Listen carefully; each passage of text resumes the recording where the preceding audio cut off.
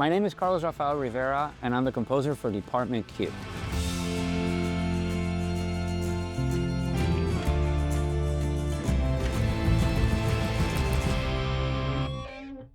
Department Q is an adaptation by Scott Frank of Jussi Adler-Olsen's Scandinavian novel. And this is an adaptation of specifically The Keeper of Lost Causes. Our main character, DCI Karl Mark, is a man whose life is in free fall. Our story finds him after he's been shot, and he's trying to come back to work at the force. Yet he's a character who's very unlikable, or at least not liked by most people. He gets a shot at coming back by getting to work on cold cases and rediscovering cold cases. So the story is very interesting just on the setup alone. The musical part of it is always the challenge for me, because how do you actually add music to this kind of story, especially if it's dark in its nature, because the cases are messed up.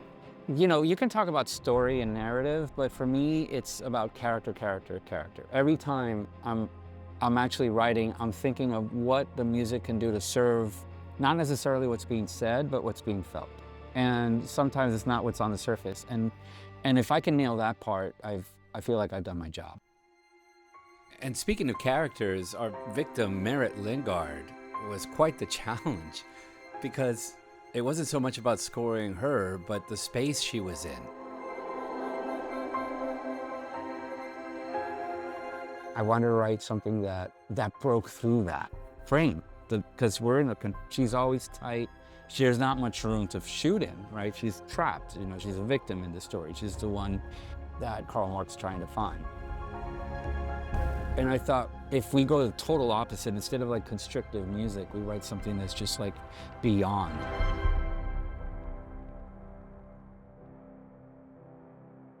It kind of plays in a weird way to help you kind of be interested in being in that small space, because it can become uninteresting, right? And having something that felt so expansive, felt like anything could happen in that small space. That was the goal behind it.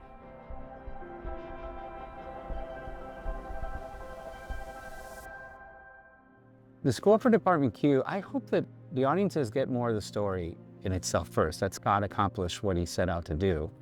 I care about the music if it's something that sticks out to them, that they have some place to go and listen to it. I think the score ultimately, the way I could describe it, is a blend between something that's very aggressive and vulnerable, because it speaks to the words that the characters themselves cannot say. And that's what music really, really does when it's most effective. Usually I start working from the screenplay itself. And if it's based on something, I'll read the novel, just to understand what Scott is thinking about. And then the next layer that's going to start generating things are the dailies. Because I'm working early on with Scott, once he starts shooting, I start getting dailies, and I start seeing like take 8 of the same line. There's another person down here hogging all the air. I could cover old leads, take witness statements, right? I'm doing all that. But then come the assemblies, and the editors start to, in this case, Michelle Tesoro, who's awesome. I worked with her now on Godless, Queen's Gambit, and now this one, Department Q. And we'll get an assembled scene. And that initial scene will be like, you know, maybe 8 minutes long. It will eventually be 4 minutes long, but now I get the 8-minute version. So I actually have to start writing music to that sense of the scene, because I'm seeing all those dailies put together. And that's really the moment I truly start collaborating after that screenplay phase to what's going to be on screen itself with Scott. It's a collaborative aspect where you're really trying to serve what their vision is. And the more in line you can get with that, making them experience more than what they thought it could be. And I think that's the beauty of writing music. When you get to release a soundtrack, you get to curate the experience the audience is going to have. I basically do come up with titles like The Chamber. I come up with a title called Carl, and you know it's Carl. Merritt, William. I always feel like it's the privilege of getting a soundtrack released, because you want the audience to experience, if they're listening, to kind of get a sense of what these things mean and how they can connect that, if they've cared enough from the story to jump onto it.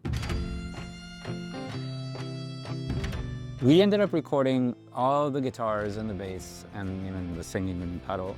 My son sang with me, the na na na na.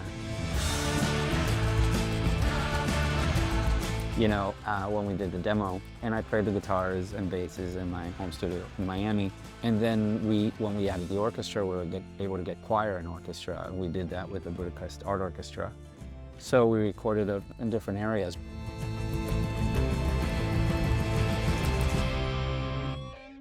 The job of revision is the job of writing. When you start doing this, that it's like, oh, the inspiration came and here's this version. It's my child. Here, I present to you my child. And then they say no. And you're like, but wait, what? And then you realize I'm presenting you my 25th child. And that's kind of how it works. I never thought I'd write version 17 of something and that would be what worked. I've never been upset because it's version 17 and not my version 1.